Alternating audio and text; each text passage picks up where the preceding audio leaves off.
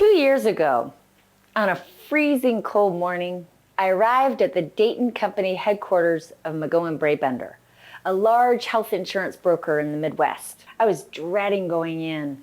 My fiance, who was dropping me off, commiserated with me. Another stiff company office environment, or so we thought. Then we took a second look.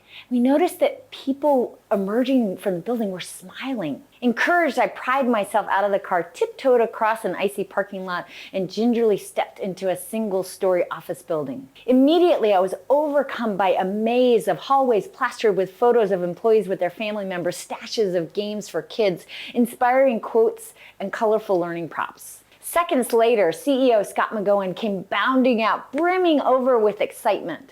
He couldn't wait to show me a company built around culture, culture, culture. But here's what struck me. It was more than just culture. This was a company that was all about compassion. Monica Warline, organizational psychologist and research scientist at Stanford, and Jane Dutton, professor of business administration and psychology at the University of Michigan, have documented the effects of suffering in the workplace.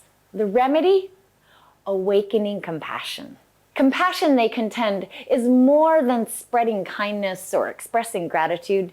It's active. It's more than a one-off campaign. It's every day. It's more than a short-lived initiative. It's evergreen.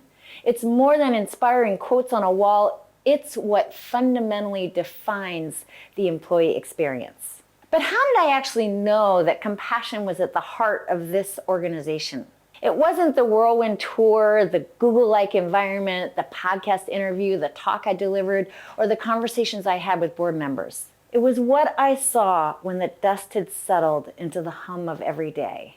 With the day's events over, the only remaining to do was to get me back to my hotel.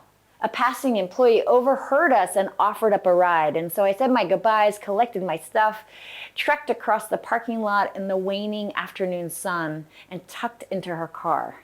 Unprompted, my new friend began sharing her story, revealing her everyday experience at McGowan Brabender. Years before she confided, she had wanted a family. Determined but also single. She embarked on a Byzantine road to adoption, which included trips back and forth to an orphanage in Russia, navigating endless red tape and shelling out resources. Without even having to ask for it, Scott McGowan gave her the time and support that she needed at every turn. All of this, she assured me, never would have been possible had she been with any other employer. As we passed by frozen fields nestled between office parks and shopping centers, story after story about her son spilled out. 30 minutes later, we pulled into the hotel parking lot, and she gently nudged me to stay a few more moments as she swiped across picture after picture of her now grown son. This is what awakening compassion in the workplace really looks like. And if there's ever a time we need it, it's now. For the people they touch, these gestures of intentional kindness can actually make the difference between an ordinary life and a great one.